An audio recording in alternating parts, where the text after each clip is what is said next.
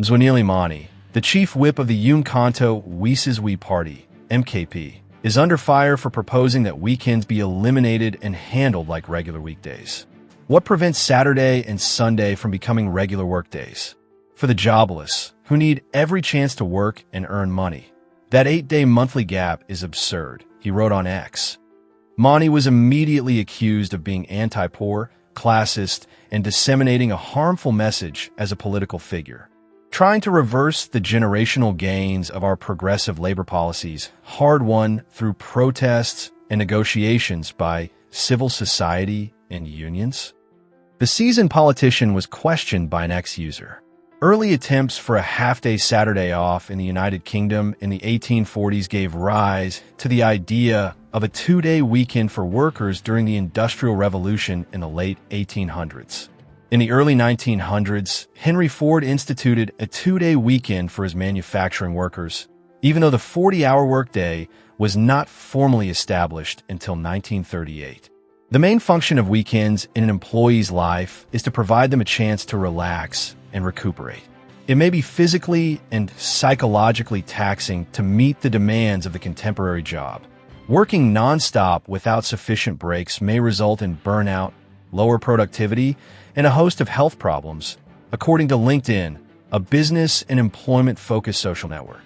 Additionally, Manyi was charged of dehumanizing individuals who are impoverished.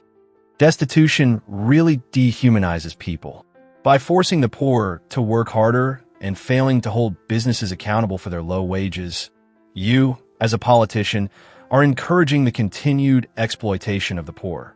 Critique of capitalism is necessary. Capitalists should cease snatching value at the top. Workers deserve family time. We could all be working ourselves into the ground every day of the week. So who needs hobbies, relaxation, or even fundamental human dignity? Innovative stuff, another commenter said. Manyi's politics were questioned by another ex-user. Conditioning SA to scrap overtime. These people claim to fight for the poor while oppressing them.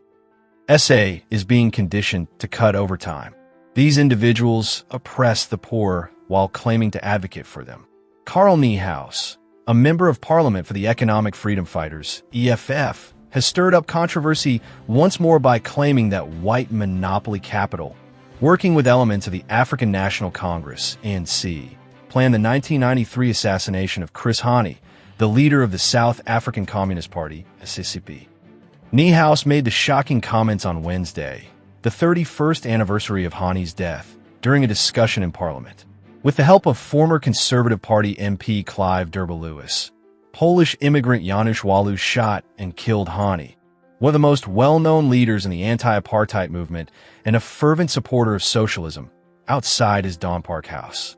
Former ANC spokesman Niehaus, a strong advocate for drastic economic change, informed the National Assembly that the official version of events surrounding Hani's murder is still unfinished and purposefully false.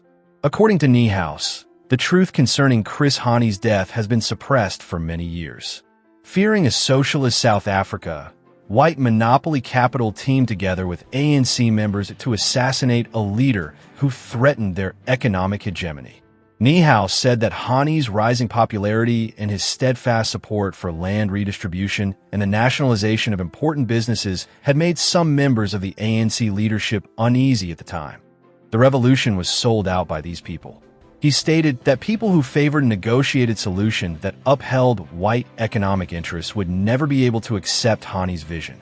Niehaus' remarks have not received an official response from the ANC, but party officials have called his remarks divisive and irresponsible, accusing him of manipulating a national tragedy for political gain. For its part, the SACP has repeatedly demanded a more thorough investigation into the Hani murder, including potential co-conspirators and political motivations.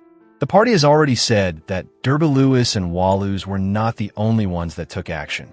Niehaus' comments have rekindled discussion about the real reasons behind Hani's death, as well as the concessions made during South Africa's democratic transition. Chris Hani is still regarded as a significant role in South African history and was buried with national honors.